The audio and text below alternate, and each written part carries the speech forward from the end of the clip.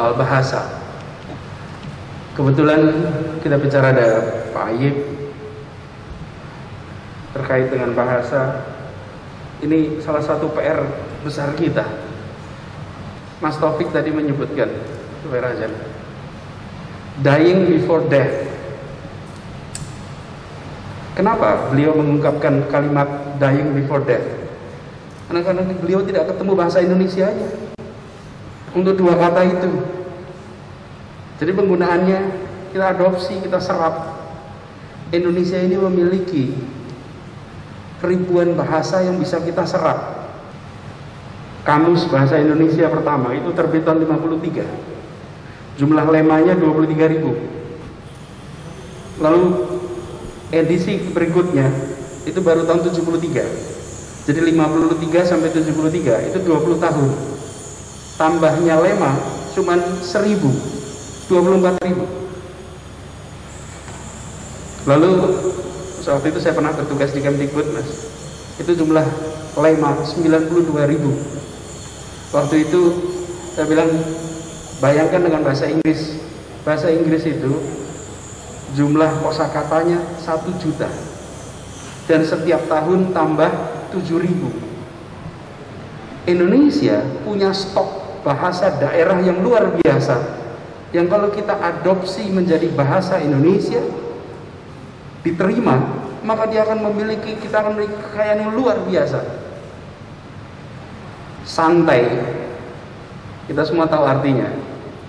Tapi dulu santai itu di majalah Tempo ada diskusi, satu orang menulis sambil tanya, ini bahasa, kalau mau bahasa Indonesianya rileksnya apa ya? Lalu satu orang bilang, santai aja. Apa ya itu santai? Ya rileks. Bahasa mana itu? Komering. Jadi dipakai. Dan bahasa Komering itu sekarang kita terima sebagai bahasa Indonesia. Santai saja. Sudah tidak tahu kalau ini bahasa Komering. Kita sebut tsunami. Padahal di Aceh sana punya istilah smong. Smong itu adalah tsunami, tapi kita adopsi dari bahasa Jepang ke kita. Kami di Jakarta, Bapak Ibu dengar sistem transportasi Jakarta, namanya Jaklingko.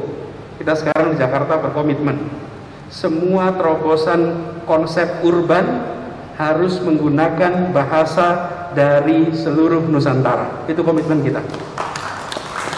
MRT itu kita tahu namanya apa? Mass Rapid Transit. Enggak, kalau di Jakarta bukan. Namanya Moda Raya Terpadu. Keretanya namanya Ratangga. Sistem transportasinya namanya Jaklingko. Lingko dari mana? Lingko itu adalah konsep sawah dari Manggarai, di mana sistemnya seperti jejaring laba-laba. Kita semua yang berada di wilayah ini, para seniman, para budayawan, apalagi sastrawan, jurnalis, punya kesempatan untuk meningkatkan kekayaan bahasa itu. Pak Ayib membuat kamus bahasa Sunda. Betul ya, Pak Abrori? Bahasa Sunda. Bahkan ketika saya dikut, beliau datang bawa kamus bahasa Indonesia yang jumlah lemanya lebih banyak daripada kamus besar bahasa Indonesia. Karena kita waktu itu masih 92.000. Bayangkan Pak, bahasa Inggris 1 juta, kita 92.000.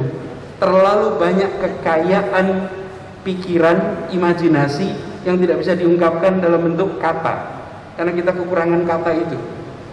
Mudah-mudahan kita bisa perbanyak kata itu. Menurut saya kita harus targetkan. Mudah-mudahan dalam beberapa tahun ini bisa 200.000 kosakata.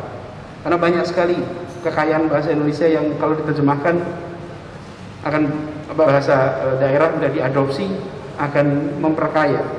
Bahkan hari ini kita gunakan istilah gadget. Bayangkan bila kita mengatakan begini, di era Kiwari ini gawai menjadi kebutuhan pokok. Kiwari itu apa? Masa kini, kontemporer. Dari mana? Bahasa Sunda. Kiwari, gawai, gadget ini. Saya sarankan banyak sekali bahasa Indonesia itu nggak ada namanya unyeng-unyeng, Mas. Kalau ada yang bisa menemukan bahasa Indonesia unyeng-unyeng itu bagus. Harusnya itu diadopsi nih.